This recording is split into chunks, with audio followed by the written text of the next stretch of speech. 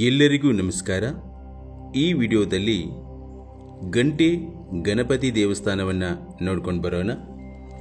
ಉತ್ತರ ಕನ್ನಡ ಜಿಲ್ಲೆಯ ಯಲ್ಲಾಪುರ ತಾಲೂಕಿನ ಚಂದಗುಳಿಯ ಆರಾಧ್ಯ ದೇವರಾದ ಸಿದ್ಧಿವಿನಾಯಕ ಗಂಟೆ ಗಣಪ ಎಂದೇ ಪ್ರಸಿದ್ಧ. ಇದು ಯಲ್ಲಾಪುರದಿಂದ ಸುಮಾರು 15 ಕಿಲೋಮೀಟರ್ ದೂರದಲ್ಲಿದ್ದು ಮಾಗೋಡು ಜಲಪಾತದಿಂದ ಅತಿ ಸಮೀಪದಲ್ಲಿದೆ. ಈ ದೇವಸ್ಥಾನದ ಸುತ್ತಮುತ್ತ ಸುಮಾರು 29,000 ಗಂಟೆಗಳಿವೆ. ಈ ಎಲ್ಲ ಗಂಟೆಗಳನ್ನು ಆಡಳಿತ ಮಂಡಳಿ ಕೊಂಡುಕೊಂಡು ತೂಗಿ ಹಾಕಿದ್ದಲ್ಲ, ಅವು ಭಕ್ತಾದಿಗಳೇ ಹರಕೆ ರೂಪದಲ್ಲಿ ಅರ್ಪಿಸಿದ ಗಂಟೆಗಳು. ನಿಸರ್ಗದ ಮಧ್ಯೆ ಕಂಗೊಳಿಸುವ ಚಂದಗುಳಿಯ ಸಿದ್ಧವಿನಾಯಕ ದೇವಸ್ಥಾನ ಅತಿ ಪುರಾತನದ್ದಾಗಿದೆ. ಸುಮಾರು 300 ವರ್ಷಗಳ ಹಿಂದೆ ಕದಂಬ ಅರಸರ ಸಾಮಂತರಾದ ಸೋದೆ ಅರಸರ ಕಾಲದಲ್ಲಿ ನಿರ್ಮಿಸಿದ ದೇವಾಲಯ ಎಂಬುದು ಇತಿಹಾಸ ಸಂಶೋಧಕರ ಅಭಿಪ್ರಾಯ.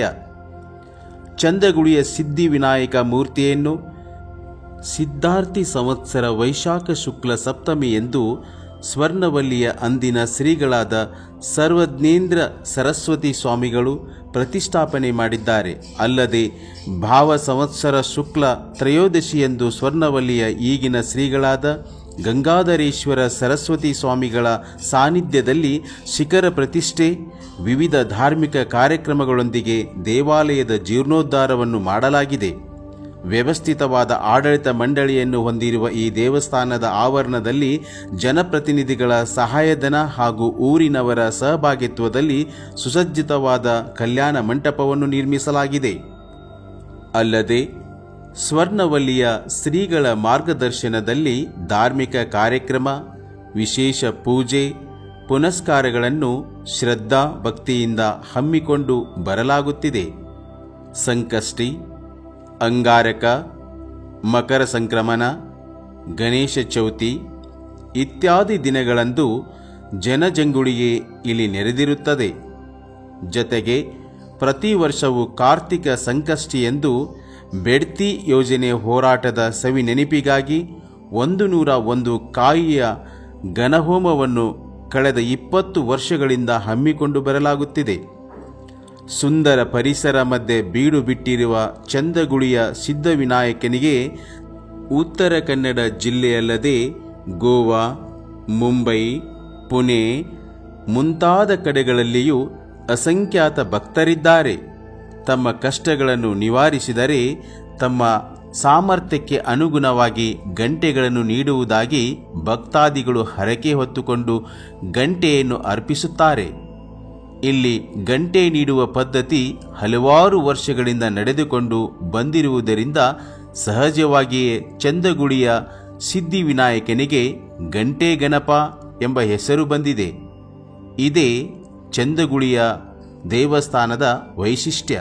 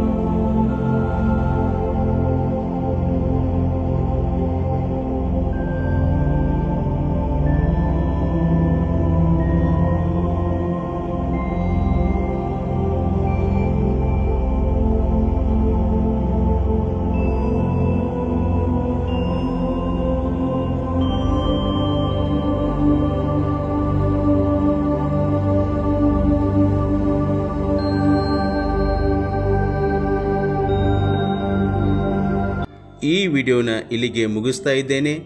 ಮತ್ತೊಂದು ವಿಡಿಯೋದೊಂದಿಗೆ ಸಿಗೋಣ. ಅಲ್ಲಿವರೆಗೂ ಎಲ್ಲರಿಗೂ ನಮಸ್ಕಾರ.